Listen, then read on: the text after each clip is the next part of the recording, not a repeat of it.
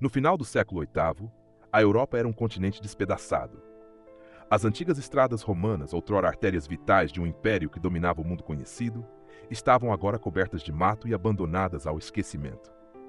As cidades, que haviam sido centros pulsantes de comércio, cultura e poder, haviam encolhido às sombras do que foram. Muralhas que protegiam dezenas de milhares de habitantes agora cercavam apenas alguns milhares de almas. Os aquedutos estavam quebrados, os fóruns silenciosos, os teatros em ruínas. Os povos bárbaros guerreavam entre si sem fim, disputando terras, recursos e honra em conflitos que pareciam não ter propósito além da própria violência. O Império Romano do Ocidente havia caído 3 séculos antes, em 476, quando o último imperador, Rômulo Augusto, foi deposto por Odoacro. Com a queda do império, desaparecera a ordem que sustentava a civilização. A lei romana, que havia regulado a vida de milhões, deu lugar a códigos tribais fragmentados. A administração imperial, com sua burocracia eficiente, foi substituída por lealdades pessoais instáveis. A paz romana, a famosa Pax Romana que permitira séculos de prosperidade, foi esquecida em meio a guerras intermináveis. A cultura clássica estava em risco de extinção. As bibliotecas haviam sido queimadas ou abandonadas. Os manuscritos apodreciam em monastérios isolados. O conhecimento do grego estava praticamente perdido no Ocidente. Até mesmo o latim, a língua universal da civilização romana, estava se fragmentando em dialetos regionais incompreensíveis entre si. A educação, que havia sido valorizada pelos romanos, tornou-se privilégio de pouquíssimos clérigos. A vasta maioria da população, incluindo nobres e reis, era analfabeta. Parecia que a glória de Roma era apenas uma memória distante, perdida para sempre nas trevas de uma época brutal e fragmentada. Os sábios lamentavam que o mundo havia envelhecido, que a civilização estava morrendo, que talvez o próprio fim dos tempos estivesse próximo. A Europa estava dividida em incontáveis reinos, ducados e territórios tribais, cada um lutando pela sobrevivência. Não havia unidade, não havia visão comum, não havia esperança de que o Ocidente voltasse a ser grande. Mas na noite de Natal do ano 800, algo extraordinário aconteceu na Basílica de São Pedro, em Roma. Um rei franco, alto e imponente, ajoelhou-se diante do altar. O Papa Leão III, cercado por cardeais e bispos, aproximou-se com uma coroa de ouro nas mãos. A basílica estava repleta de nobres, soldados e peregrinos que haviam vindo de todas as partes da Europa para testemunhar aquele momento. A tensão era palpável. Todos sabiam que algo histórico estava prestes a acontecer. O Papa colocou a coroa sobre a cabeça do rei franco e a multidão explodiu em aclamações. A Carlos Augusto, coroado por Deus, grande e pacífico imperador dos romanos, vida e vitória. Naquele momento, sob os olhos de Deus e dos homens, Carlos Magno tornou-se imperador dos romanos. E com esse gesto solene, nasceu o Sacro Império Romano, uma nova ordem que uniria espada e cruz, trono e altar, poder temporal e autoridade espiritual. A Europa nunca mais seria a mesma. Carlos Magno não era romano de nascimento. Era descendente dos francos, um povo germânico que havia cruzado o Reno séculos antes e conquistado a Gália romana. Os francos eram guerreiros formidáveis, conhecidos por sua ferocidade em batalha e sua lealdade aos líderes. Diferente de outros povos bárbaros, haviam adotado o cristianismo ortodoxo desde cedo, rejeitando o arianismo que dividia muitos reinos germânicos. Essa escolha os aproximou da Igreja Católica e do povo galo-romano, facilitando sua integração e legitimação. A dinastia merovingia havia governado os francos por séculos, mas ao tempo de Carlos Magno, esses reis haviam se tornado figuras decorativas, os chamados reis preguiçosos. O verdadeiro poder estava nas mãos dos maiordomos do palácio, oficiais que administravam o reino em nome dos monarcas fracos. O avô de Carlos Magno, Carlos Martel, foi um desses maiordomos. Foi ele quem deteve a invasão muçulmana na Batalha de Tours em 732, salvando a cristandade ocidental de ser conquistada pelos sarracenos. Essa vitória lhe garantiu imenso prestígio e poder. O pai de Carlos Magno, Pepino, foi mais longe. Com o apoio do Papa, ele depôs o último rei merovingio e foi ungido rei dos francos em 751. Foi a primeira vez que um rei germânico recebeu unção religiosa, estabelecendo um precedente crucial. O poder real era sancionado por Deus através da Igreja. Em troca, Pepino defendeu o papado contra os lombardos na Itália e doou terras que formariam os estados papais. Essa aliança entre os francos e o papado seria fundamental para Carlos Magno. Carlos nasceu em 742 ou 748, as fontes divergem. Desde jovem, ele foi preparado para governar. Acompanhou o pai em campanhas militares, aprendeu a montar, lutar e comandar tropas. Mas sua educação não foi apenas marcial. Pepino garantiu que ele fosse instruído por clérigos, aprendesse latim básico, estudasse as escrituras. Carlos desenvolveu amor pelo conhecimento, embora nunca dominasse completamente a escrita, uma habilidade rara mesmo entre nobres daquela época. Quando Pepino morreu em 768, o reino foi dividido entre Carlos e seu irmão Carlomano, conforme a tradição franca. A relação entre os irmãos era tensa, e parecia que o reino franco estava prestes a mergulhar em guerra civil. Mas em 771, Carlomano morreu subitamente, e Carlos assumiu todo o reino. Tinha então cerca de 30 anos e estava no auge de sua força física e mental. Ele estava pronto para realizar seu destino. Desde o início, Carlos Magno revelou-se um líder excepcional. Ele não apenas herdou um reino, mas uma visão. Sonhava não apenas com conquistas, mas com restaurar a grandeza perdida do Ocidente. Ele enxergava além das batalhas e dos territórios. Via a possibilidade de reconstruir uma civilização inteira, erguida sobre os pilares da fé cristã e da herança romana. E tinha a determinação, a inteligência e a energia para tornar esse sonho realidade.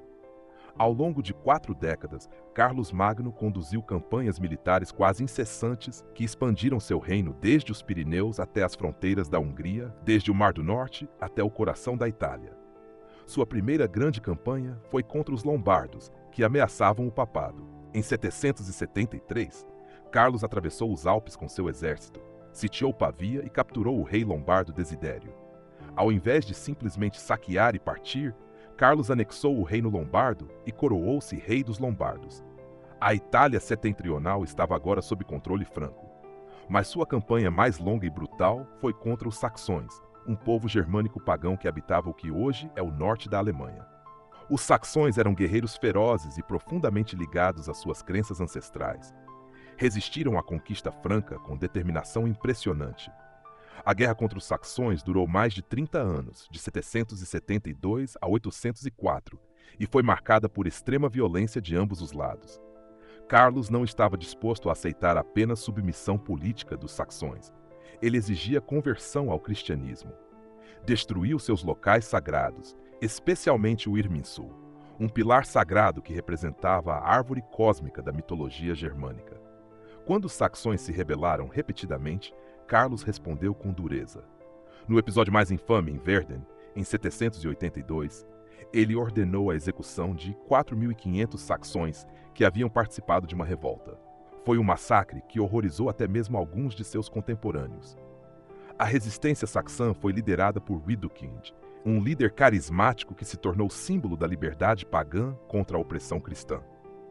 Por anos, Widukind conduziu guerrilhas contra os francos, desaparecendo nas florestas e pantanais sempre que o exército de Carlos se aproximava. Mas, eventualmente, a superioridade militar franca e a pressão constante prevaleceram.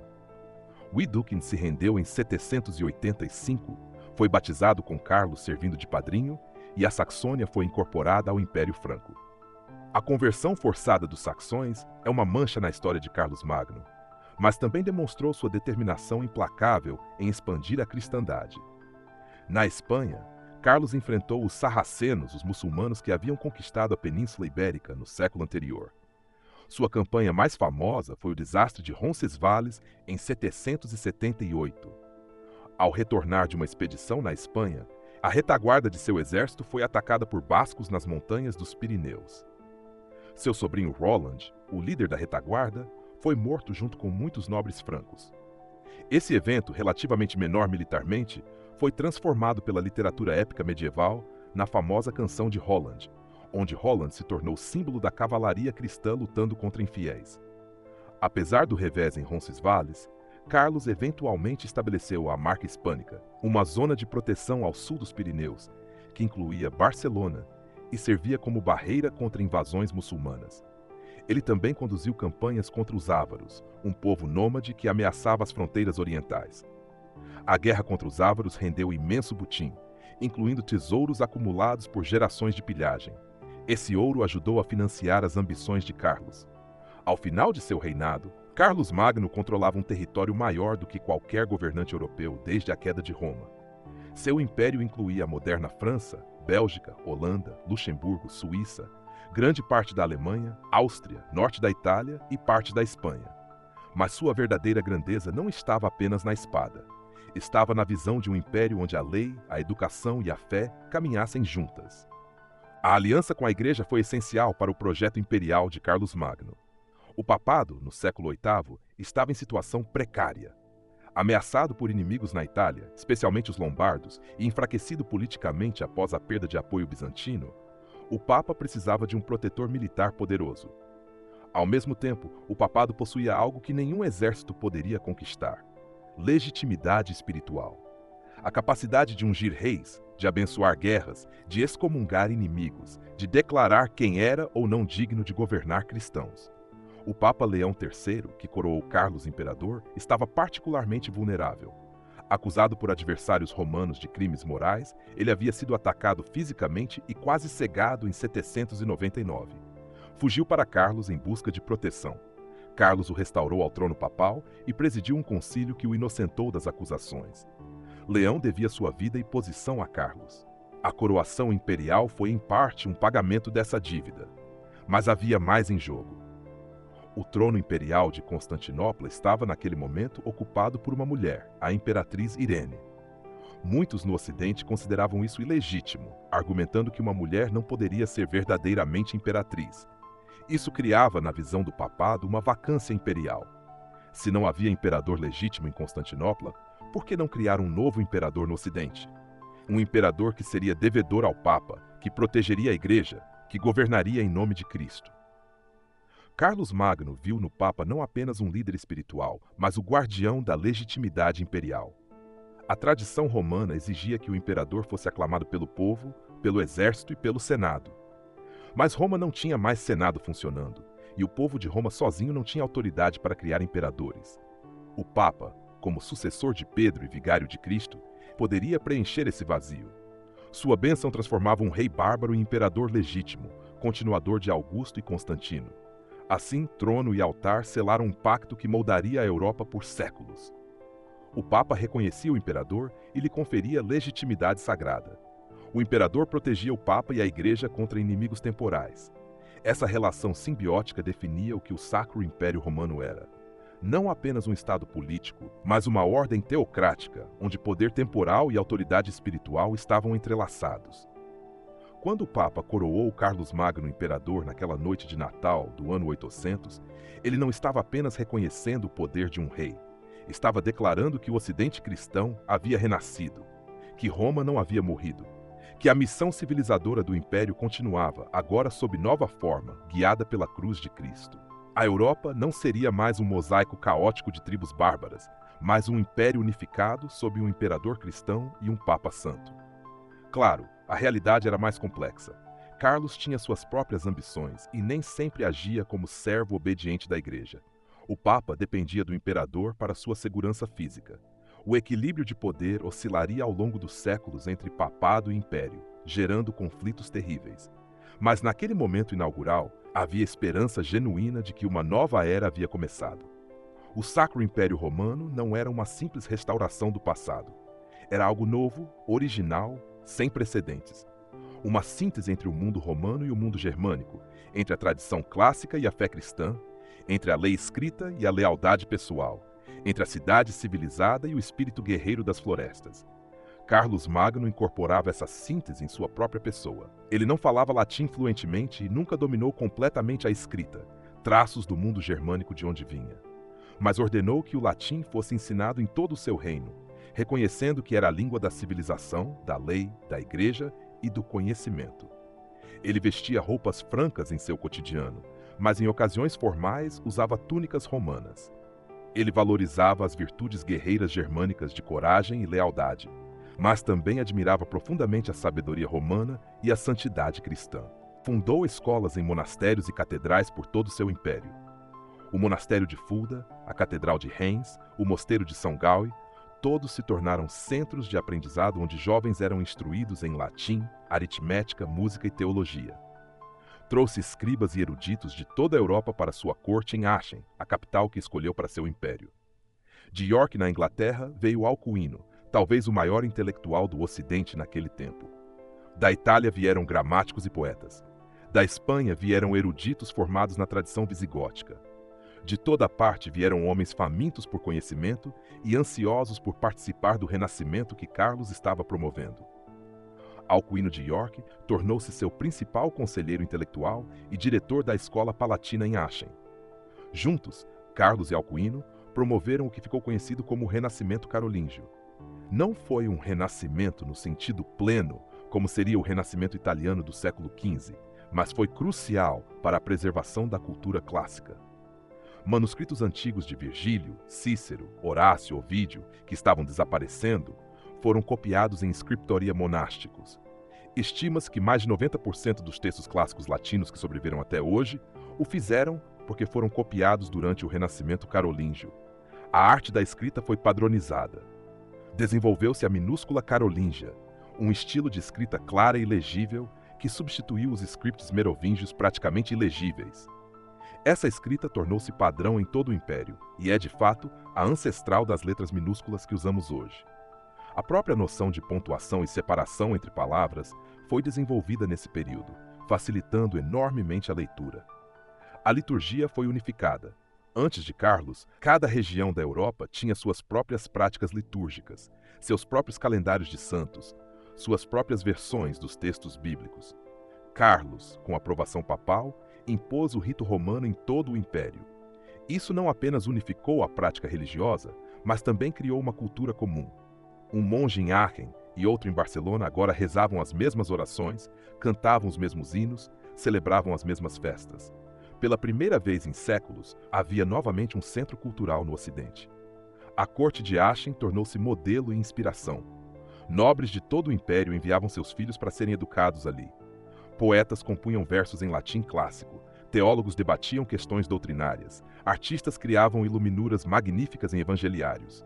A luz do conhecimento, que parecia prestes a se apagar, voltou a brilhar.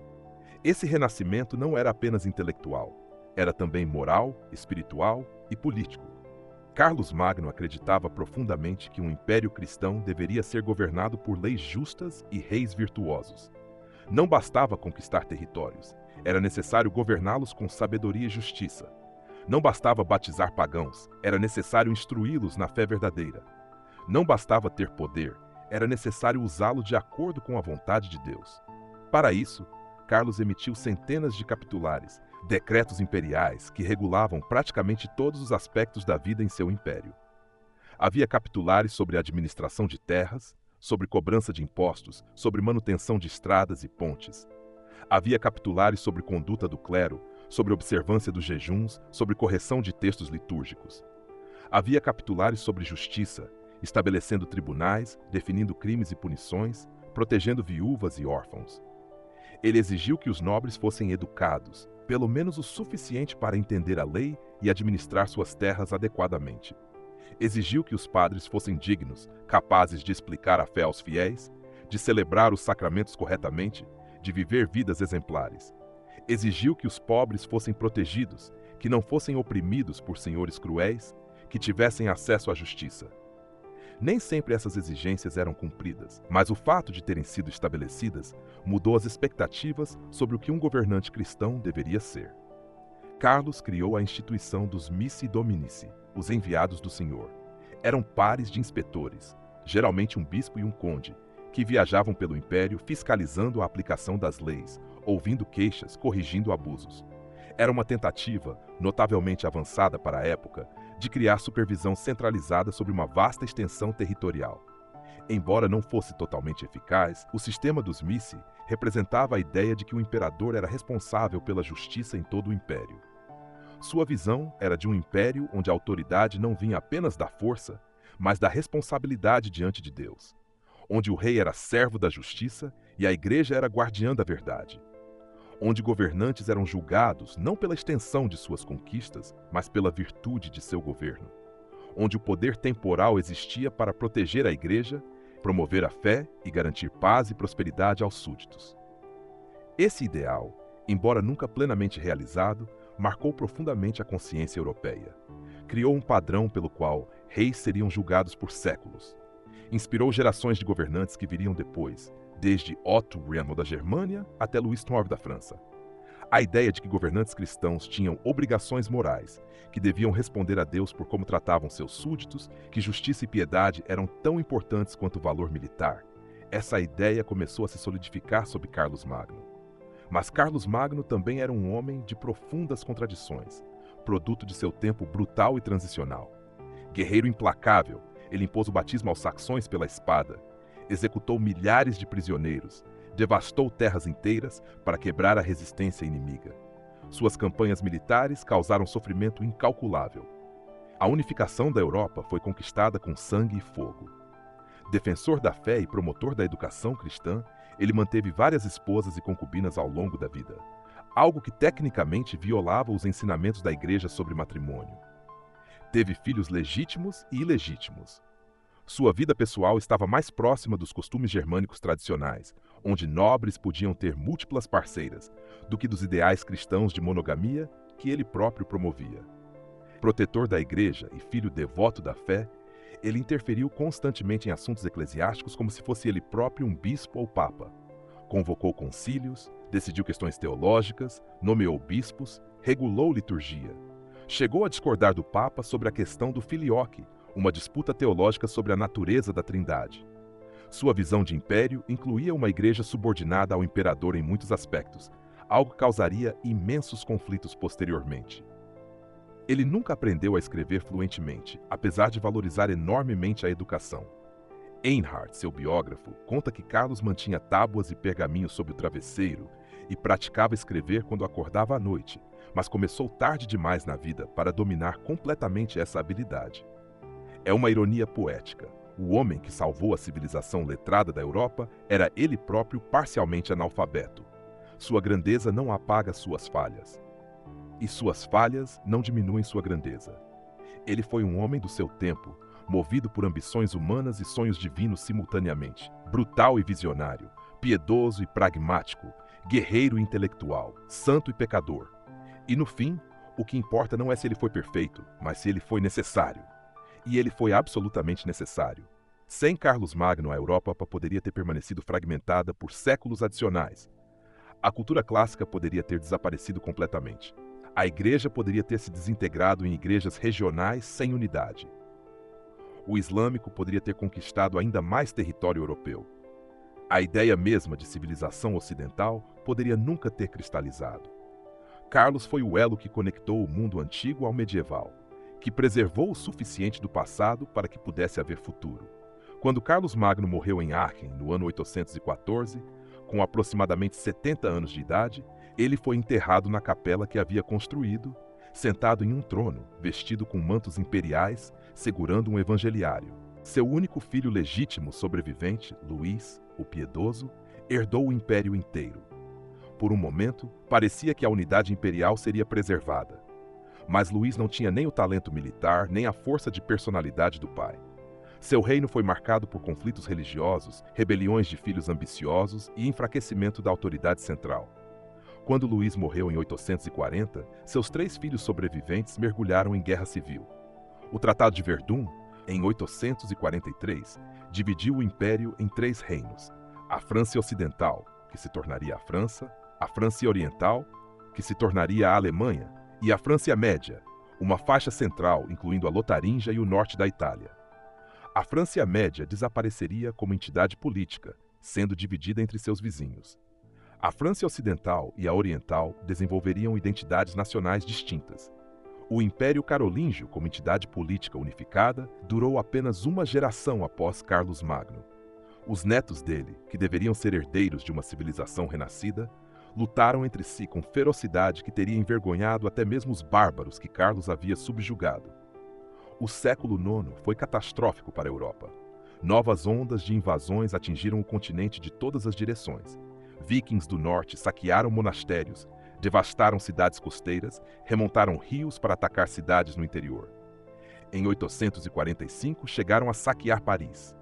Magiares do leste, nômades montados similares aos hunos, invadiram a Europa Central e aterrorizaram a população. Sarracenos do Sul estabeleceram bases na Sicília, sul da Itália e até mesmo na costa francesa, de onde lançavam ataques. O sistema de governo central que Carlos havia criado desmoronou. Os reis carolíngios tardios eram fracos, incapazes de defender seus reinos. O poder passou para nobres locais, que construíram castelos, reuniram exércitos privados e governaram suas regiões como pequenos reis. Nasceu o feudalismo, um sistema descentralizado onde lealdades pessoais e proteção mútua substituíram a autoridade imperial. Mas a ideia permaneceu. A ideia de um ocidente cristão unido sob um imperador sagrado. A ideia de que o poder temporal e a autoridade espiritual deveriam caminhar juntos. Essa ideia nunca morreu completamente, mesmo quando a realidade política a contradizia totalmente. Estava gravada profundamente na consciência europeia, um ideal a ser aspirado, mesmo quando inatingível. Essa ideia inspirou Otto I, duque da Saxônia e rei da Germania, que em 962 foi coroado imperador pelo Papa João XII.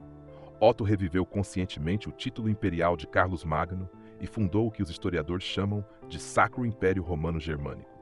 Por quase 1000 anos, até 1806, haveria um imperador no Ocidente, reivindicando ser sucessor de Carlos Magno e dos Césares romanos. A relação entre imperadores e papas seria tempestuosa. A querela das investiduras nos séculos XI e XII quase destruiu ambas as instituições, quando papas e imperadores lutaram pelo direito de nomear bispos. O Papa Gregório VII chegou a excomungar o imperador Henrique IV, que então fez penitência descalço na neve do castelo de Canossa. Décadas depois, o imperador Frederico Barba Roxa tentou subjugar o papado pela força e chegou a apoiar antipapas contra os papas legítimos. Frederico Barba Roxa, 1122 a 1190, sonhou restaurar a glória carolíngia e romana. Conduziu 6 expedições à Itália, tentando estabelecer controle imperial direto. Entrou em conflito com cidades italianas autônomas, como Milão, que resistiram ferozmente à autoridade imperial. O sonho de Frederico de um império unificado e poderoso se despedaçou contra a realidade de uma Europa cada vez mais fragmentada, onde reis nacionais, cidades livres e papas independentes não aceitavam submissão a um imperador universal. O Sacro Império tornou-se uma entidade cada vez mais complexa, instável, muitas vezes mais simbólica do que real. Voltaire diria sarcasticamente que não era sacro, nem império, nem romano. De fato, era centrado na Alemanha e fragmentado em centenas de territórios semi-independentes. Os imperadores eram eleitos por príncipes eleitores e frequentemente tinham menos poder real do que reis da França ou Inglaterra. Mas a ideia persistia. Napoleão Bonaparte, 1000 anos após Carlos Magno, tentou refazer o Império Carolíngio. Coroou-se imperador em 1804, usando a coroa de ferro dos reis lombardos que Carlos havia conquistado. Dominou a Europa continental e sonhou com um império unificado sob lei francesa. Mas, como tantos antes dele, descobriu que a Europa não podia ser permanentemente unida pela força. O Sacro Império Romano-Germânico finalmente desapareceu em 1806, quando Francisco II abdicou sob pressão de Napoleão, encerrando uma instituição de quase 1000 anos. Mas mesmo com o fim formal do Império, sua sombra continuou presente, na ideia de Europa, na identidade cristã do Ocidente, na memória de um tempo em que fé e civilização eram inseparáveis.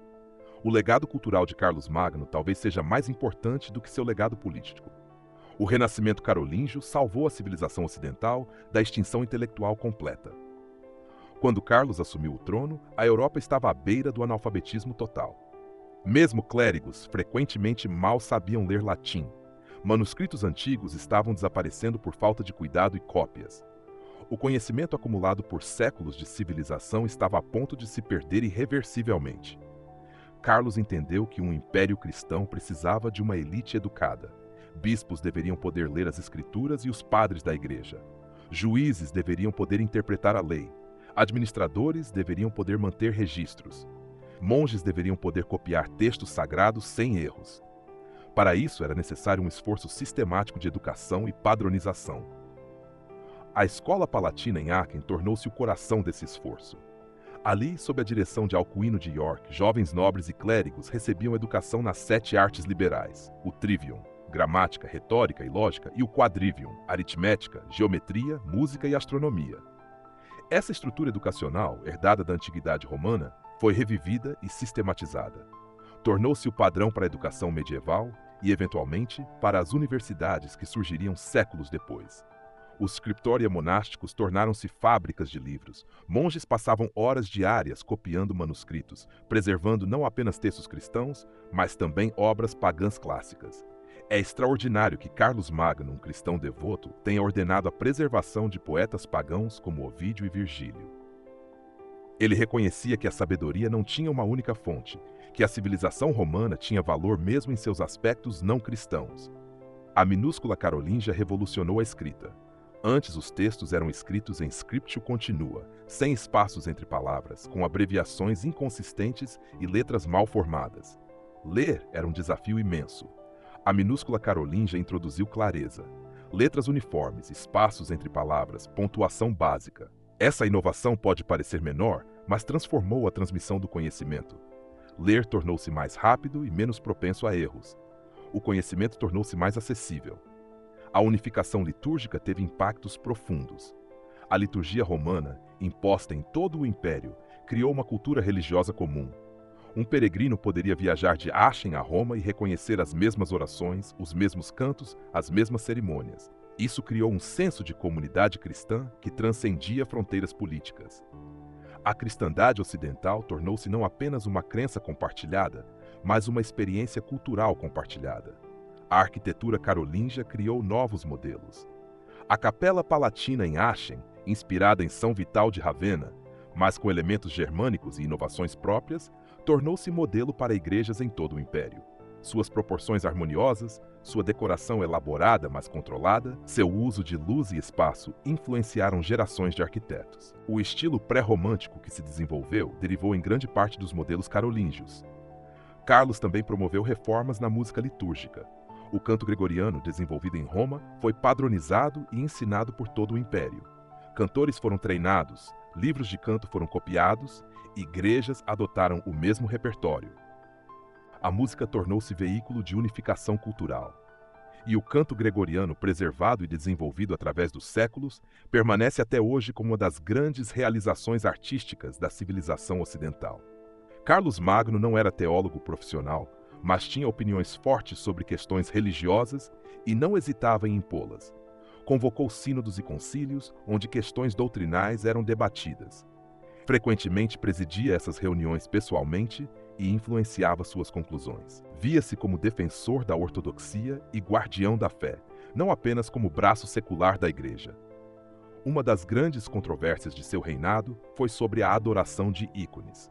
No Oriente, o Segundo Concílio de Nicéia, em 787, havia restaurado a veneração de ícones após décadas de iconoclastia. Mas uma tradução latina defeituosa dos decretos conciliares fez parecer que o concílio ordenava a adoração de imagens, não apenas veneração. Carlos, mal informado, rejeitou as decisões do concílio e mandou seus teólogos escreverem os Libri Carolini, uma refutação detalhada. Os Libri Carolini defendiam uma posição intermediária. Imagens eram aceitáveis para decoração e educação, mas não deveriam ser veneradas ou adoradas. Era uma posição distintamente ocidental, diferente tanto dos iconoclastas que destruíam imagens, quanto dos iconódulos que as veneravam. Carlos chegou a enviar os Libri ao Papa, esperando aprovação, mas o Papa diplomaticamente ignorou o documento. Ele não queria conflito aberto nem com Carlos, nem com Constantinopla. Outra questão teológica importante foi o filioque. O credo niceno original afirmava que o Espírito Santo procede do Pai. Igrejas ocidentais adicionaram e do Filho, filioque, uma adição que não tinha aprovação de concílio ecumênico. Carlos apoiou vigorosamente o filioque e pressionou o Papa a torná-lo oficial. O Papa novamente resistiu, temendo cisma com o Oriente. Mas o filioque eventualmente se tornou padrão no Ocidente e foi uma das causas do grande cisma entre as igrejas católica e ortodoxa em 1054. Carlos também se preocupava com a qualidade moral do clero. Muitos padres eram ignorantes, alguns viviam em concubinato, outros vendiam sacramentos. Através de capitulares, Carlos exigiu que bispos supervisionassem melhor o clero, que padres fossem educados e vivessem castamente, que os sacramentos fossem administrados dignamente. Estabeleceu que cada paróquia deveria ter uma escola para educar futuros clérigos. Essas reformas não foram totalmente bem-sucedidas, mas estabeleceram padrões que a Igreja continuaria buscando por séculos. Seu relacionamento com monastérios foi complexo. Ele via os monges como oradores essenciais, cujas orações sustentavam o império espiritualmente. Doou terras generosamente a monastérios e esperava que rezassem por ele e pelo império. Mas também esperava que monastérios fossem ordeiros, obedientes à regra de São Bento e úteis ao império através de educação e preservação de textos. Monastérios que não cumpriam essas expectativas eram reformados ou suas terras confiscadas. Carlos tinha uma fé genuína e profunda. Assistia a missas diariamente, jejuava rigorosamente durante a quaresma, ouvia sermões atentamente, debatia questões teológicas com eruditos. Mas sua fé era inseparável de sua visão política. Ele não via contradição entre servir a Deus e expandir seu império, entre promover o cristianismo e massacrar pagãos resistentes. Era filho de uma era em que religião e política eram completamente entrelaçadas, onde reis eram ungidos por Deus e guerras eram justas se servissem à fé. A corte de Carlos Magno em Aachen era o centro do mundo civilizado ocidental. Ali convergiam nobres, clérigos, eruditos, artistas, embaixadores e suplicantes de toda a Europa e além. Era uma corte itinerante, como era comum na época. Mas Aachen tornou-se residência favorita de Carlos e o coração simbólico do império. O Palácio Imperial era impressionante para os padrões da época. Incluía a Capela Palatina com suas colunas de mármore importadas da Itália e mosaicos brilhantes. Tinha salões para banquetes, onde Carlos recebia nobres e ouvia poesia. Tinha bibliotecas, onde manuscritos preciosos eram guardados. Tinha termas, imitando os banhos romanos, pois Carlos adorava nadar e relaxar em águas quentes. Einhard, o biógrafo de Carlos, nos deixou um retrato detalhado do imperador. Carlos era alto para os padrões da época, robusto, com pescoço grosso e barriga proeminente em seus anos finais. Tinha cabelos castanhos e barba branca. Sua voz era mais aguda do que se esperaria de sua estatura. Vestia-se simplesmente no dia a dia, com túnica franca e calças, rejeitando a pompa que tanto admirava em ocasiões formais. Apenas em grandes cerimônias usava roupas luxuosas, era enérgico e ativo. Caçava frequentemente, considerava isso não apenas lazer, mas treinamento militar necessário. Nadava quase diariamente quando possível. Comia e bebia moderadamente, exceto por sua fraqueza por carne assada. Detestava bêbados e exigia temperança de seus cortisãos. Dormia poucas horas, acordava várias vezes durante a noite para orar ou tentar praticar escrita. Carlos tinha senso de humor e apreciava a companhia. Jantava com amigos e eruditos, ouvindo leituras de textos clássicos ou discussões teológicas enquanto comia. Tinha especial afeição por A Cidade de Deus, de Santo Agostinho, que era frequentemente lido em suas refeições. Gostava de música e encorajava o desenvolvimento do canto gregoriano. Ocasionalmente compunha poesia em língua franca, embora nada tenha sobrevivido. Era pai dedicado, talvez excessivamente. Teve pelo menos 18 filhos de várias mulheres. Educou-os cuidadosamente, garantindo que os meninos aprendessem artes militares e os estudos apropriados, e que as meninas aprendessem tecelagem e artes domésticas, mas também latim e música. Era tão protetor das filhas que se recusou a deixá-las se casar, preferindo mantê-las em sua corte. Ironicamente, várias tiveram relacionamentos extraconjugais que resultaram em filhos ilegítimos, mas Carlos as perdoou. A corte de Aachen também era centro de intriga política. Nobres competiam por influência, clérigos manobravam por promoções, facções se formavam ao redor dos filhos de Carlos. Conspirações eram descobertas e punidas. O próprio Carlos sobreviveu a pelo menos uma conspiração séria, quando nobres francos tentaram derrubá-lo em favor de um filho ilegítimo. Ele suprimiu a rebelião com severidade característica. Embaixadores visitavam de terras distantes. De Constantinopla vinham enviados do imperador bizantino, negociando alianças ou protestando contra o uso do título imperial por um bárbaro franco. Do califado abássida em Bagdá veio uma embaixada famosa do califa Harun al-Rashid, trazendo presentes exóticos, incluindo um elefante chamado Abu Abbas, que se tornou sensação na corte e acompanhou Carlos em campanhas até morrer anos depois. As relações de Carlos Magno com mulheres eram complexas e revelam muito sobre seu caráter e sua época. Ele foi casado oficialmente pelo menos 4 vezes e teve várias concubinas reconhecidas. Sua primeira esposa foi uma princesa franca, cujo nome não é conhecido com certeza. O casamento foi arranjado por sua mãe e anulado rapidamente. Seu segundo casamento foi com Desiderata, filha do rei lombardo Desidério. Foi puramente político, selando aliança com os lombardos. Mas quando Carlos decidiu atacar o reino lombardo, repudiou Desiderata e a enviou de volta ao pai. Foi um movimento politicamente astuto, mas moralmente questionável, especialmente para alguém que se proclamava defensor da fé cristã, que proibia divórcio. Sua terceira esposa, Hildegarda, foi o amor de sua vida. Ela lhe deu 9 filhos, incluindo Carlos, o jovem, e Luís, o piedoso, que se tornariam reis. Era educada, piedosa e influente na corte. Carlos a consultava sobre assuntos importantes e ela o acompanhava em campanhas militares, algo incomum. Quando ela morreu em parto em 783, aos 25 anos, Carlos ficou devastado. Einhard diz que ele chorou abertamente, algo raro para um guerreiro franco. Posteriormente casou-se com Fastrada, uma esposa menos amada que alguns historiadores culpam por ter tornado Carlos mais duro e cruel. Foi durante seu casamento com Fastrada que ocorreu o massacre de Verden. Após a morte dela, casou-se brevemente com Liutgarda, que morreu sem filhos. Além das esposas, Carlos teve várias concubinas reconhecidas que lhe deram filhos.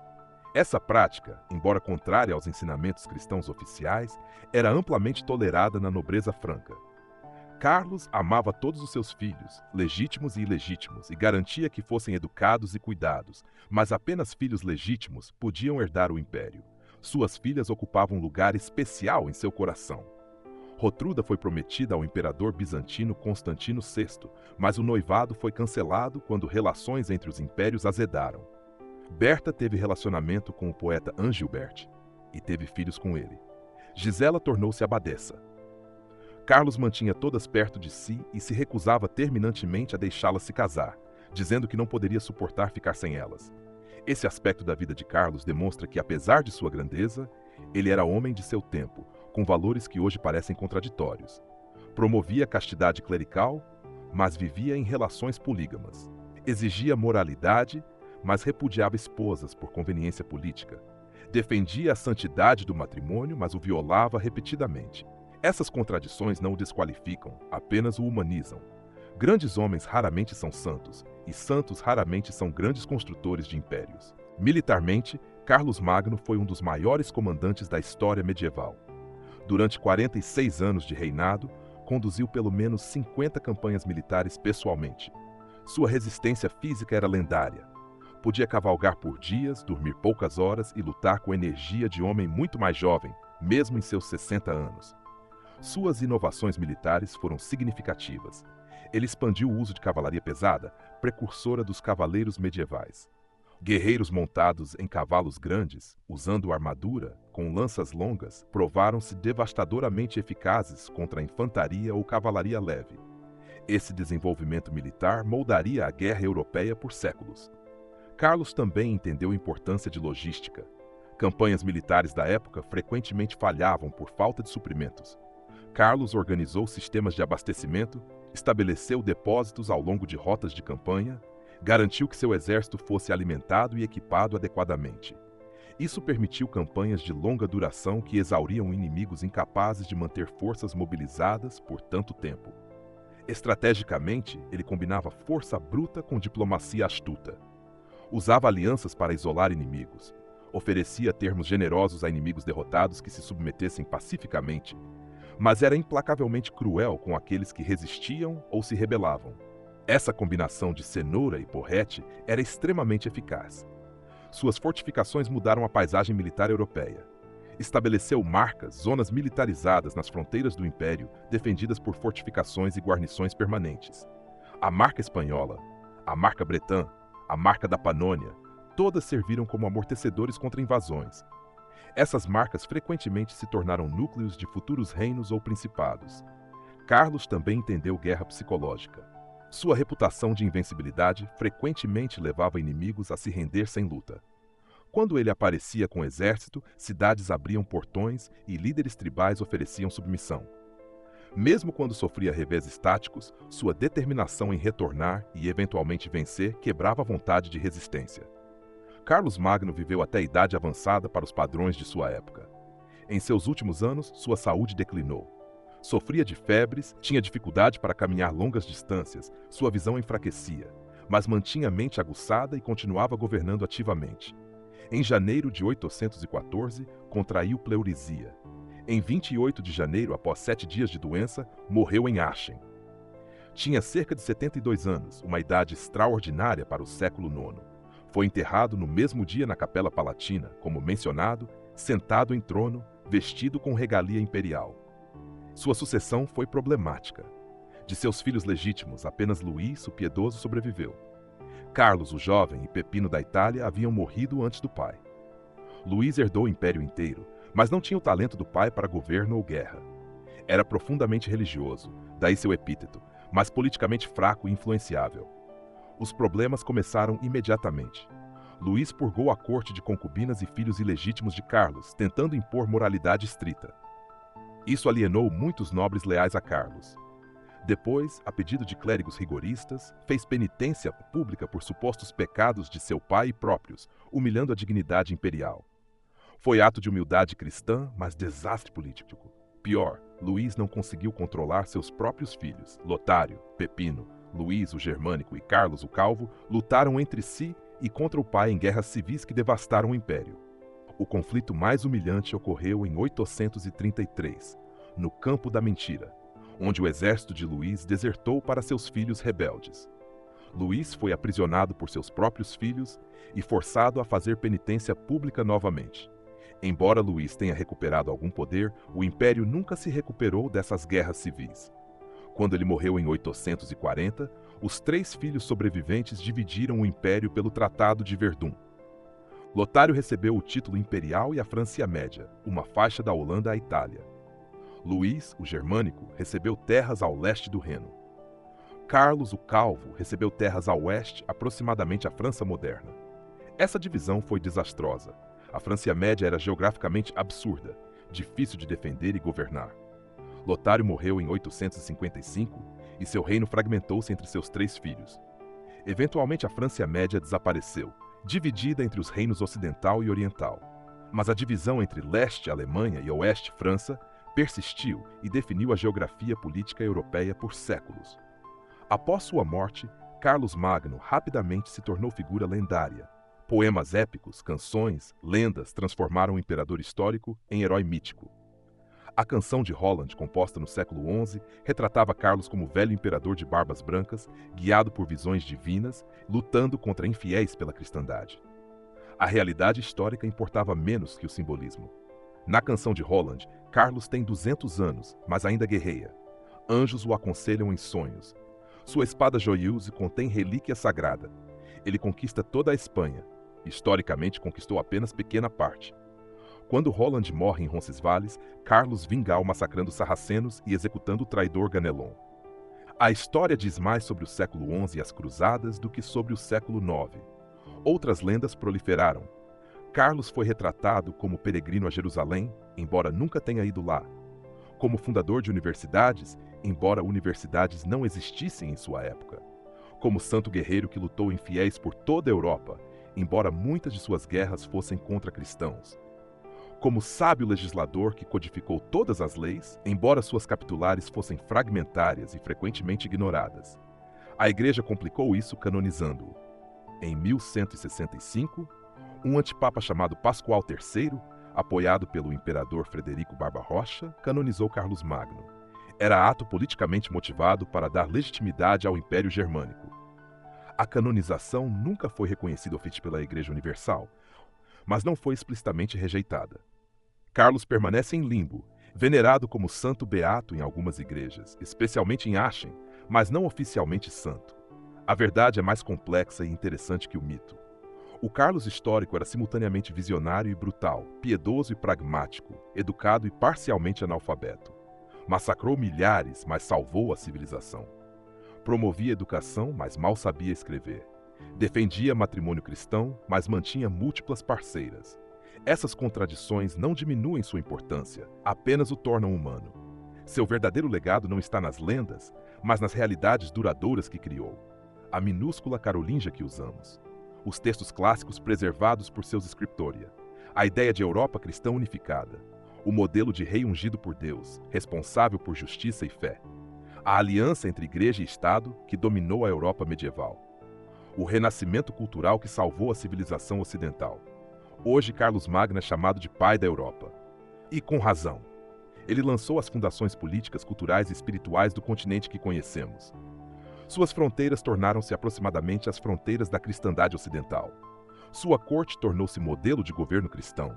Seu império tornou-se símbolo de unidade perdida, mas jamais esquecida. A moderna União Europeia reconhece essa herança. O Prêmio Carlos Magno é concedido anualmente desde 1950 a pessoas que contribuem para a unidade europeia. Aachen, antiga capital de Carlos, é apropriadamente a cidade onde o prêmio é concedido. Ganhadores incluíram Winston Churchill, Konrad Adenauer, François Mitterrand, Helmut Kohl e Papa Francisco. O prêmio simboliza que o sonho carolíngio de Europa unida permanece vivo. Mas que Europa Carlos Magno representa? Para alguns, uma Europa cristã, definida por herança religiosa compartilhada. Para outros, uma Europa de lei e instituições comuns. Para outros ainda, simplesmente uma Europa politicamente unificada contra a fragmentação. Diferentes grupos reivindicam Carlos para diferentes visões. Nacionalistas alemães o reivindicaram como Karl der Grosse, fundador da nação alemã. Nacionalistas franceses o reivindicaram como Charlemagne, primeiro grande rei da França. A verdade é que ele precede nacionalismo moderno. Seu império incluía terras que se tornariam Alemanha, França, Itália, Bélgica, Holanda. Ele não pertence a uma nação, mas à civilização europeia como um todo. O renascimento do Ocidente começou com ele. Após séculos de declínio, Carlos reverteu a trajetória histórica. Sob seu governo, a Europa começou longa ascensão que eventualmente a tornaria a civilização dominante do mundo. Embora seu império tenha caído, sua visão permaneceu viva. A ideia de que Europa é mais que geografia. É herança, uma missão, um sonho de unidade. Na arte, sua influência foi profunda. O estilo carolíngio de arquitetura, escultura e iluminação de manuscritos estabeleceu padrões estéticos por séculos. A Capela Palatina, em Aachen, inspirou incontáveis igrejas.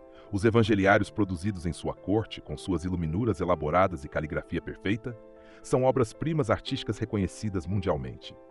Na literatura, foi fonte inesgotável de inspiração. Além da canção de Holland, incontáveis poemas épicos, romances cavaleirescos, peças teatrais e, mais recentemente, romances históricos retrataram Carlos e sua corte. Autores de Ludovico Ariosto no Renascimento, a Walter Scott no século XIX, a incontáveis escritores modernos voltaram repetidamente à era carolíngia. Na música, compositores celebraram Carlos. De cantos gregorianos medievais a óperas barrocas a composições modernas, a figura de Carlos Magno aparece. A tradição de música sacra que ele tanto promoveu floresceu em obras de Palestrina, Bach, Mozart e até Messiaen. Carlos Magno não construiu apenas um império, ele construiu uma memória. E memórias moldam civilizações. A memória de um tempo quando a Europa era unida, quando fé e razão caminhavam juntas, quando o poder era temperado por justiça. Quando governantes eram julgados não apenas por conquistas, mas por virtude, quando o Ocidente tinha centro e propósito. Essa memória foi sempre parcialmente mítica, idealizando uma era que teve suas próprias brutalidades e injustiças. Mas mitos importam. Eles fornecem ideais para aspirar, padrões para julgar o presente, visões do que pode ser possível. O mito carolíngio de Europa unida, cristã, próspera, justa, continuou inspirando através dos séculos, mesmo quando a realidade ficava muito aquém. No século XXI, 1200 anos após a coroação de Carlos, a Europa enfrenta questões que ecoam sua era. Como equilibrar unidade e diversidade? Como preservar herança enquanto abraça mudança? Como definir identidade europeia em mundo globalizado? Como manter valores compartilhados em sociedades pluralistas? Essas questões não têm respostas fáceis, mas o exemplo de Carlos Magno, com todos seus sucessos e falhas, oferece lições.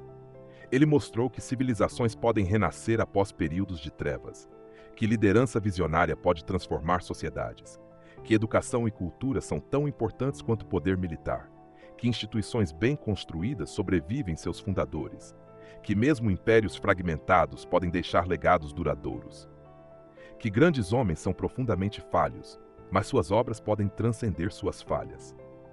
Se visitarmos Aachen hoje, podemos entrar na Capela Palatina, onde Carlos foi enterrado.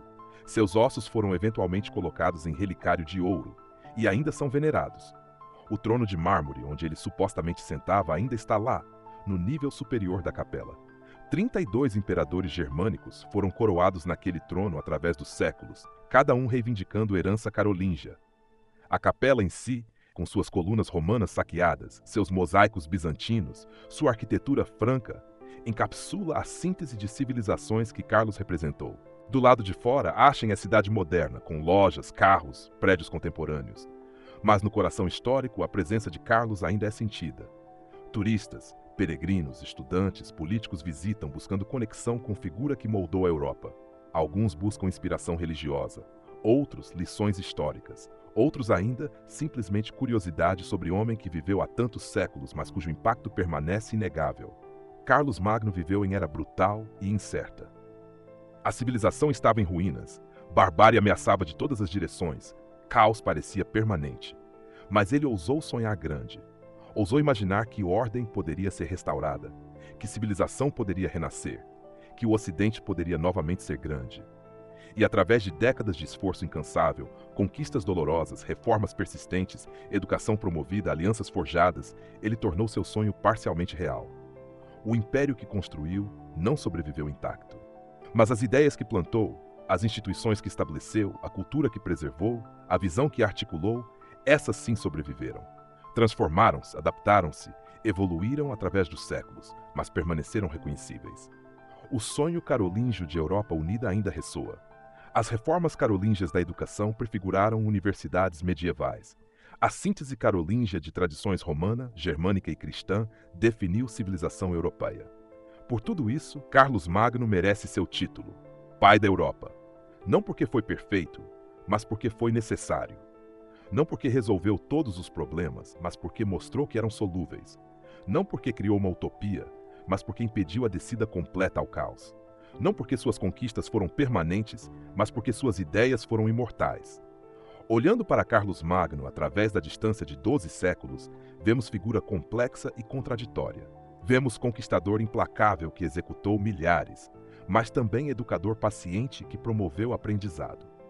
Vemos cristão devoto que ouvia missa diariamente, mas também homem que manteve múltiplas parceiras em violação dos ensinamentos da igreja. Vemos visionário que sonhava com um império de justiça e lei, mas também pragmático que massacrou saxões para apressar sua conversão. Essas contradições nos lembram que grandes figuras históricas raramente são simples. Não são nem heróis perfeitos nem vilões completos, mas seres humanos complexos cujas virtudes e vícios coexistem desconfortavelmente. Carlos tinha capacidade extraordinária para a violência, mas também sensibilidade cultural rara. Era capaz de crueldade brutal em campo de batalha, mas também de generosidade magnânima com inimigos derrotados que se submetiam. Podia ser implacável com rebeldes, mas era notavelmente tolerante com diversidade de costumes em seu vasto império. O que torna Carlos verdadeiramente grande não é a ausência de falhas, mas a magnitude de suas realizações apesar das falhas. Ele herdou o reino franco-médio e o transformou no maior império que a Europa Ocidental vira desde Roma. Herdou cultura em colapso e iniciou o renascimento intelectual. Herdou fragmentação política e criou, ainda que temporariamente, unidade. Herdou caos e estabeleceu ordem, lei e instituições. Sua grandeza também reside em sua visão de longo prazo. Muitos conquistadores pensam apenas na próxima batalha, na próxima conquista. Carlos pensava em gerações futuras. Quando estabeleceu escolas, estava investindo em educação que só daria frutos décadas depois. Quando ordenou cópia de manuscritos, estava preservando conhecimento para séculos futuros. Quando criou leis e instituições, estava construindo estruturas que sobreviveriam sua própria vida. Essa orientação para o futuro era rara em sua época. A maioria dos líderes do século IX vivia no presente imediato, respondendo a crises conforme surgiam, sem plano de longo prazo. Carlos era diferente. Ele tinha projeto para a civilização, visão de como a Europa deveria ser, determinação de construir fundações duradouras. Que seu império político tenha se fragmentado rapidamente após sua morte não diminui o fato de que suas fundações culturais e institucionais sobreviveram por séculos. Colocando Carlos Magno no contexto da história mundial, sua importância fica ainda mais evidente. No ano 800, quando foi coroado imperador, o mundo estava dividido entre várias civilizações poderosas. O Império Bizantino, herdeiro direto de Roma, controlava a Anatólia, Grécia e partes dos Balcãs. O Califado Abássida, em seu apogeu sob Harun al-Rashid, dominava do Oriente Médio à Ásia Central. A China da dinastia Tang era talvez a civilização mais avançada do mundo. A Índia estava fragmentada, mas culturalmente vibrante. A Europa Ocidental, em comparação, era atrasada, economicamente pobre, culturalmente empobrecida, politicamente fragmentada, militarmente fraca. Parecia improvável que pudesse competir com Constantinopla, quanto mais com Bagdá ou Xangã. Mas Carlos Magno iniciou o processo de recuperação que, através dos séculos, eventualmente elevaria a Europa Ocidental à preeminência global. Esse processo foi longo e não linear. Houve retrocessos terríveis, como invasões vikings e magiares no século IX, a peste negra no século XIV, guerras religiosas nos séculos XVI e XVII. Mas a trajetória geral foi ascendente. As universidades medievais, descendentes das escolas carolíngias, desenvolveram filosofia escolástica e método científico. O Renascimento redescobriu textos clássicos preservados em scriptoria carolíngios. A Reforma e Contra-Reforma, embora divisivas, estimularam reflexão teológica e filosófica. O Iluminismo aplicou razão a todos os aspectos da vida. No século XIX, Europa dominava o mundo. Sua tecnologia era superior, seus exércitos invencíveis, sua ciência sem rival, sua economia mais produtiva. Impérios europeus controlavam vastas porções da África, Ásia e Américas. Essa ascensão europeia tem muitas causas, mas uma delas foi a preservação e transmissão de conhecimento clássico, processo que quase falhou no século VIII, mas foi salvo por Carlos Magno e o Renascimento carolíngio. Obviamente, o domínio europeu teve aspectos terríveis: colonialismo, escravidão, guerras mundiais, genocídios. A história europeia não é apenas triunfo, mas também tragédia. Mas o ponto aqui não é celebrar triunfalismo europeu, mas reconhecer que Carlos Magno viveu em momento crucial. Se a cultura clássica tivesse desaparecido completamente no século VIII, o curso da história mundial teria sido diferente. Talvez outra civilização tivesse desenvolvido ciência moderna. Talvez não, não podemos saber. Mas podemos reconhecer que Carlos desempenhou papel crucial em preservar tradição intelectual que eventualmente produziu ciência moderna. O que nossa época pode aprender de Carlos Magno? Vivemos em era muito diferente da dele. Democracia substituiu monarquia divina. Secularismo substituiu teocracia. Direitos humanos substituíram lealdades feudais. Pluralismo substituiu uniformidade religiosa. Parece que há pouco que rei medieval brutal poderia nos ensinar. Mas talvez haja lições universais em sua história. Primeira, civilizações podem renascer após períodos de declínio. No século VIII, parecia que a civilização ocidental estava irreversivelmente perdida. Roma havia caído, conhecimento estava desaparecendo, barbarismo dominava. Mas Carlos mostrou que com liderança visionária, esforço sustentado e instituições bem construídas, recuperação era possível. Em nossa época de ansiedade sobre declínio ocidental, mudança climática, polarização política, essa lição oferece esperança moderada. Segunda, educação e cultura são investimentos essenciais. Carlos, mesmo sendo primariamente guerreiro, entendeu que império duradouro precisava de base cultural. Investiu recursos substanciais em educação, preservação de textos, promoção de artes. Esses investimentos pagaram dividendos por séculos. Nossa época, com debates sobre financiamento de educação e artes, poderia beneficiar de lembrar que investimentos culturais têm retornos de longuíssimo prazo. Terceira, unidade e diversidade podem coexistir. O Império de Carlos incluía francos, saxões, lombardos, bávaros, aquitanos, cada um com línguas, costumes e tradições próprios. Carlos não tentou eliminar essas diferenças. Ele as tolerou e até certo ponto as celebrou. Mas impôs estrutura comum de lei, administração e fé que criou unidade sem exigir uniformidade total. Em mundo globalizado, lutando com diversidade cultural, essa lição é relevante. Quarta, grandes realizações exigem tempo e persistência. Carlos reinou por 46 anos. Suas reformas educacionais levaram décadas para mostrar resultados. Sua guerra contra saxões durou 30 anos. Ele não esperava soluções rápidas. Ele entendia que construir civilização é trabalho de gerações. Nossa cultura de gratificação instantânea poderia aprender dessa paciência estratégica. Quinta, líderes devem equilibrar idealismo e pragmatismo. Carlos tinha visão idealista de império cristão justo. Mas era pragmático o suficiente para fazer alianças com pagãos, negociar com inimigos, comprometer princípios quando necessário. Idealismo puro leva à ineficácia. Pragmatismo puro leva a cinismo. Carlos navegou esse equilíbrio, nem sempre perfeitamente, mas adequadamente. Sexta, poder deve ser temperado por responsabilidade. Carlos acreditava que poder imperial vinha com obrigações. Obrigação de proteger a igreja, de garantir justiça, de educar súditos, de preservar paz. Ele nem sempre cumpriu essas obrigações, mas o fato de reconhecê-las mudou a natureza do poder. Em época de crescimento de autoritarismo, essa lição sobre responsabilidade do poder é crucial. A interpretação de Carlos Magno variou dramaticamente através dos séculos e entre diferentes tradições nacionais. Na historiografia alemã do século XIX, especialmente após a unificação alemã em 1871, Carlos era celebrado como Karl der Grosse, fundador da grandeza alemã. Heinrich von Treitschke e outros historiadores nacionalistas o apresentavam como o primeiro grande líder alemão, cujo império prefigurava o Segundo Reich. Na historiografia francesa, especialmente republicana e secular, Charlemagne era visto diferentemente. Alguns o celebravam como o primeiro grande rei francês, unificador da nação. Outros, especialmente anticlericais, o criticavam por aliança com a igreja e por imposição de cristianismo pela força. Jules Michelet, grande historiador romântico francês, tinha visão ambivalente, admirando realizações de Carlos, mas lamentando sua brutalidade. Historiadores católicos tendiam a enfatizar aspecto religioso de Carlos. Via de regra, celebravam-no como defensor da fé, protetor do papado, promotor de cristandade. Alguns desculpavam sua violência como necessária para converter pagãos e proteger cristãos. Outros, mais críticos, notavam contradições entre seu comportamento e ensinamentos cristãos, mas ainda o viam como figura fundamentalmente positiva para a história da Igreja. Historiadores marxistas tinham perspectiva completamente diferente. Viam Carlos como representante de classe feudal emergente, cuja conquistas serviram para consolidar poder de aristocracia guerreira sobre campesinato oprimido.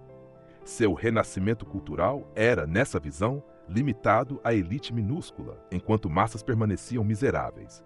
Suas guerras eram vistas como exploração brutal disfarçada de missão civilizadora.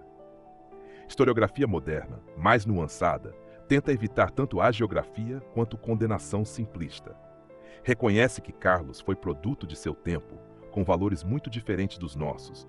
Reconhece suas realizações genuínas, enquanto não ignora aspectos brutais de seu reinado. Tenta entender sua mentalidade, suas motivações, seus dilemas, sem julgá-lo anacronicamente por padrões modernos. Essa abordagem mais balanceada nos permite apreciar Carlos como figura histórica complexa. Ele não foi santo, embora a Igreja tenha tentado canonizá-lo. Ele não foi demônio, embora tenha cometido atos que horrorizariam consciência moderna. Ele foi líder excepcional em época excepcional, cujas decisões moldaram história subsequente de maneiras que ele próprio não poderia ter previsto completamente. Para entender verdadeiramente o impacto de Carlos Magno, devemos considerar como vida cotidiana mudou sob seu governo. Para camponeses que constituíam esmagadora maioria da população, mudanças foram às vezes sutis, às vezes dramáticas. Em regiões que Carlos conquistou, especialmente Saxônia, mudança foi traumática. Conversão forçada, destruição de santuários ancestrais, imposição de estruturas políticas estrangeiras. Mas mesmo em regiões pacíficas havia mudanças. Sistema de capitulários afetava a vida local. Regulações sobre pesos e medidas, sobre justiça, sobre obrigações feudais, tudo isso filtrava até vilarejos remotos. Nem sempre eram aplicadas consistentemente, mas criavam estrutura legal que antes não existia. Pela primeira vez em gerações, camponês oprimido por senhor local podia, em teoria, apelar para a justiça imperial. A cristianização intensificada também afetou a vida cotidiana. Paróquias foram estabelecidas em vilarejos que antes tinham acesso mínimo a clero. Igrejas foram construídas. Padres ensinavam doutrina básica, administravam sacramentos, regulavam casamentos e enterros. Calendário litúrgico, com suas festas e jejuns, estruturava o ano. Isso representava transformação profunda de práticas ancestrais, nem sempre bem-vinda, mas irreversível. Para nobres, mudanças foram significativas. Eles eram esperados a participar de campanhas militares quando convocados, obrigação que poderia ser onerosa, mas também oferecia oportunidades de butim e glória. Eram esperados a enviar filhos para a educação, mudança cultural importante. Eram supervisionados por missi dominici, limitando sua autonomia tradicional. Mas também ganhavam com maior estabilidade, proteção contra invasões, acesso à corte imperial onde podiam buscar favores. Para clérigos era de oportunidades, mas também maiores exigências. Carlos generosamente doou terras a igrejas e monastérios, enriquecendo-os substancialmente. Mas também exigiu padrões mais altos. Bispos deveriam ser educados, viver virtuosamente, supervisionar adequadamente seu clero.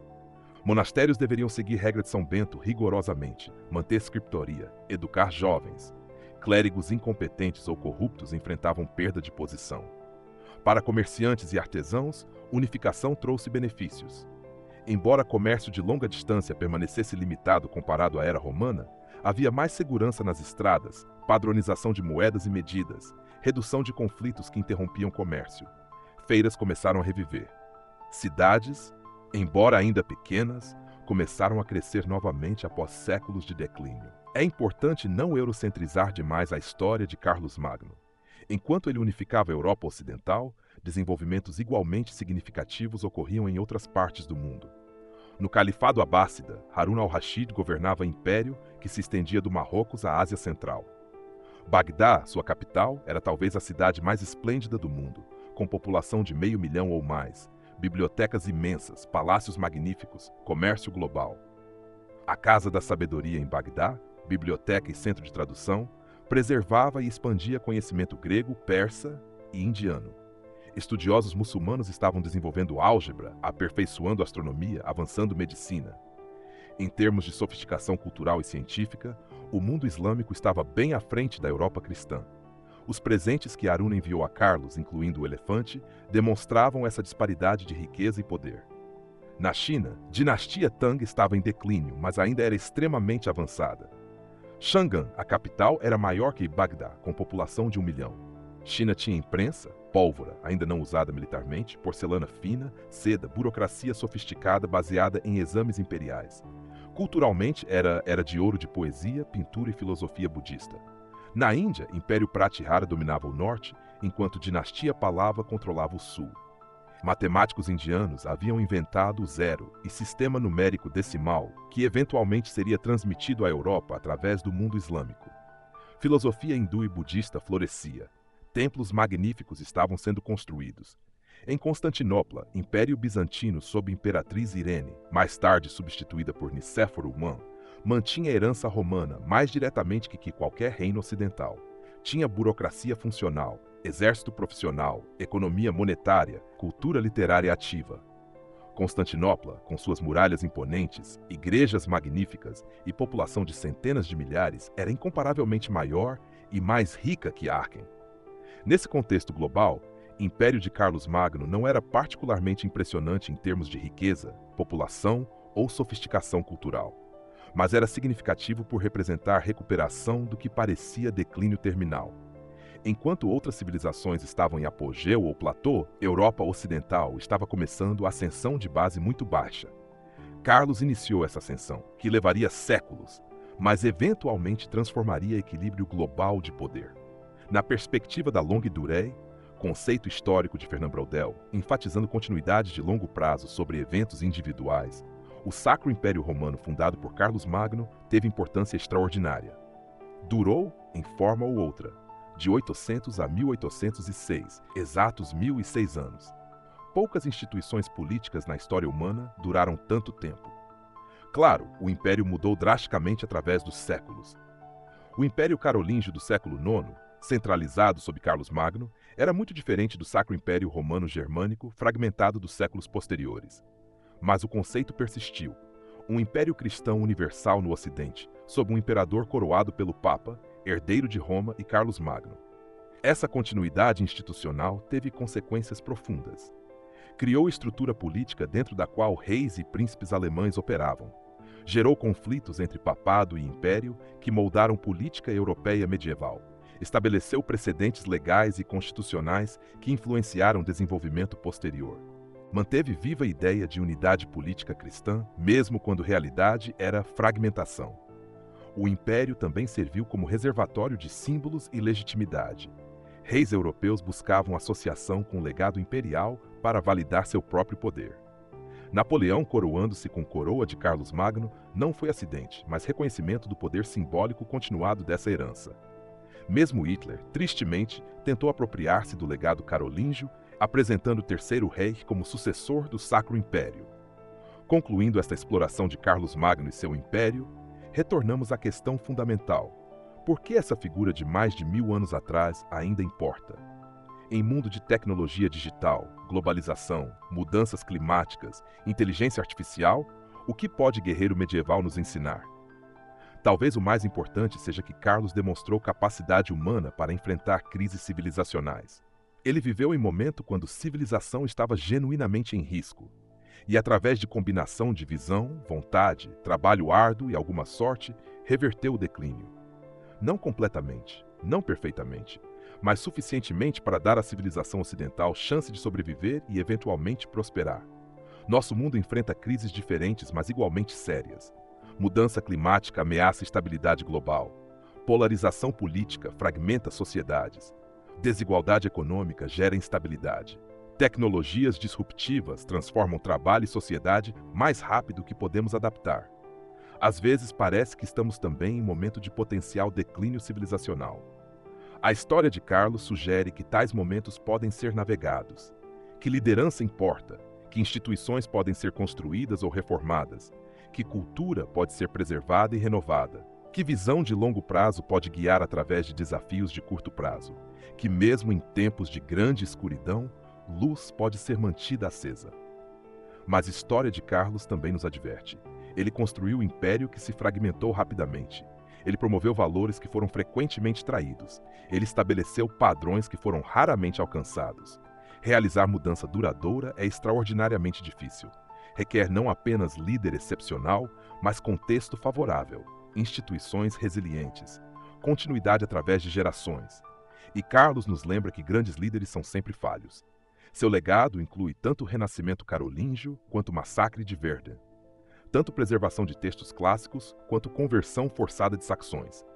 Tanto promoção de educação quanto manutenção de concubinas. Devemos aceitar essa complexidade, celebrar realizações genuínas enquanto reconhecemos falhas sérias. No fim, Carlos Magno permanece fascinante porque encapsula dilemas humanos eternos. Como equilibrar poder e moralidade? Como preservar passado enquanto construímos futuro? Como unir diversidade sem destruir diferença? Como ser visionário e pragmático simultaneamente? Como deixar legado que sobrevive nossa própria mortalidade? Ele não resolveu perfeitamente nenhuma dessas questões, mas lutou com elas seriamente e deixou exemplo de como o líder pode tentar enfrentá-las.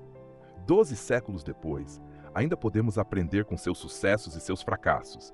Ainda podemos ser inspirados por sua visão e alertados por sua brutalidade. Ainda podemos refletir sobre como o homem imperfeito, em época brutal, criou o legado que moldou civilização. Carlos Magno não construiu apenas um império, ele construiu uma memória, uma ideia, um sonho. E memórias, ideias e sonhos podem ser mais duradouros que qualquer império de pedra e aço. Impérios caem, dinastias terminam, conquistas são revertidas, mas ideias persistem, transformam-se, ressurgem em novas formas através das eras. A ideia carolíngia de Europa unida não morreu com fragmentação de seu império. Ressurgiu com Otomão, com Frederico Barba Rocha, com Carlos Fett, com Napoleão, com os fundadores da União Europeia. Sempre em formas diferentes, sempre adaptada a novos contextos, mas reconhecível como descendente daquela visão original de Carlos Magno. A ideia carolíngia de que poder deve servir propósito moral, não apenas ambição pessoal, também persistiu. Influenciou conceitos medievais de realeza cristã, conceitos iluministas de contrato social, conceitos modernos de responsabilidade governamental. Mesmo quando violada na prática, essa ideia permanece como padrão pelo qual julgamos líderes. A ideia carolíngia de que educação e cultura são fundamentos de civilização também sobreviveu. As universidades medievais, as academias renascentistas, as instituições educacionais modernas, todas descendem em parte dessa visão de que sociedade civilizada deve cultivar conhecimento, preservar sabedoria passada, promover aprendizado. Portanto, quando pensamos em Carlos Magno hoje, não deveríamos vê-lo apenas como figura histórica distante. Deveríamos vê-lo como parte de nossa própria história contínua. Suas escolhas ajudaram a criar o mundo em que vivemos. Suas ideias ainda ressoam em nossas instituições. Seu legado ainda molda nossa civilização. Neste início do século XXI, enfrentando nossos próprios desafios civilizacionais, podemos olhar para Carlos Magno não buscando respostas diretas, mas inspiração. Inspiração para enfrentar crises com coragem, para pensar em termos de gerações, não apenas anos, para construir instituições duradouras, para equilibrar idealismo e pragmatismo, para preservar o melhor do passado enquanto construímos o futuro. E talvez, acima de tudo, para lembrar que indivíduos podem fazer diferença, que liderança importa, que visão e vontade podem mudar o curso da história, que mesmo em tempos mais sombrios é possível plantar sementes que florescerão em jardins que nunca veremos, que civilizações podem ser salvas, renovadas, transformadas. Carlos Magno fez isso há mais de 1000 anos, em suas próprias circunstâncias, com suas próprias ferramentas, segundo seus próprios valores, ele salvou a civilização ocidental da extinção. Não perfeitamente, não permanentemente, mas suficientemente. E esse suficientemente fez toda a diferença. Fez nossa civilização possível. Fez nossa história possível. Fez nosso presente possível. Por isso estudamos Carlos Magno. Por isso lembramos Carlos Magno. Por isso honramos Carlos Magno. Não porque foi santo, mas porque foi eficaz. Não porque foi perfeito, mas porque foi transformador. Não porque resolveu todos os problemas de sua época, mas porque deu ao futuro chance de existir. E isso, no final das contas, é tudo que qualquer líder, qualquer geração pode fazer: dar ao futuro sua chance. Carlos Magno fez isso. E por isso, 12 séculos depois, ele ainda importa.